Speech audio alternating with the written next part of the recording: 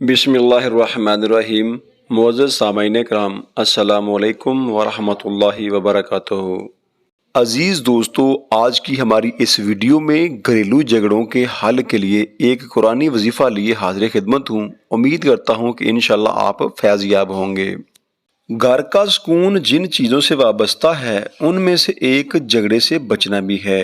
जिस घर में मियाँ बीवी, सास बहू, भाई बहन, भाई की आपस में ना बनती हो, हर एक हाथ में गोया बारूदी मवाद लेकर घूमता हो कि जो ही किसी ने ज़रा सी बात की फौरन आग का शोला भड़क उठेगा और झगड़ा शुरू हो जाएगा। उस घर में अमन और सुकून की फ़ज़ा कायम होने के बजाय टेंशन की कैफियत दिखाई देती है।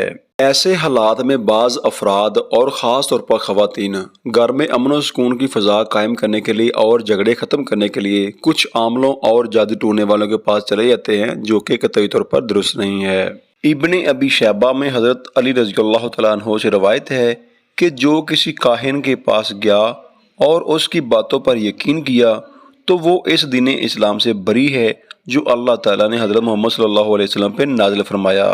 बल्कि जब मुश्किलात, घरेलू नाचाकियाँ, रोज़ाना के घरेलू झगड़े आपको मायूस कर दें तो इस परेशानी की आलम में किसी अमल और जादू टूने वाले के पास ना जाएं, बल्कि इस दुआ को पढ़ें। अल्लाह अपने हुक्म से परेशानियों को दूर कर देगा।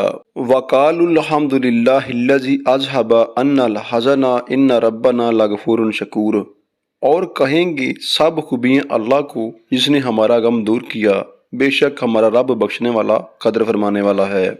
इस आयत मुबारका को पढ़ने के लिए किसी ख़ास मुकाम या किसी ख़ास जगह या किसी ख़ास अमल की ज़रूरत नहीं है।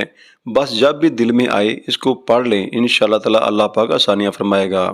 अल्लाह रब्बुल इज़्ज़त से दुआ गो हैं कि हर घर में, हर ख़ानदान में अमन और सुकून और प्यार मोहब्बत की फ़ज़ा कायम फरमाएँ।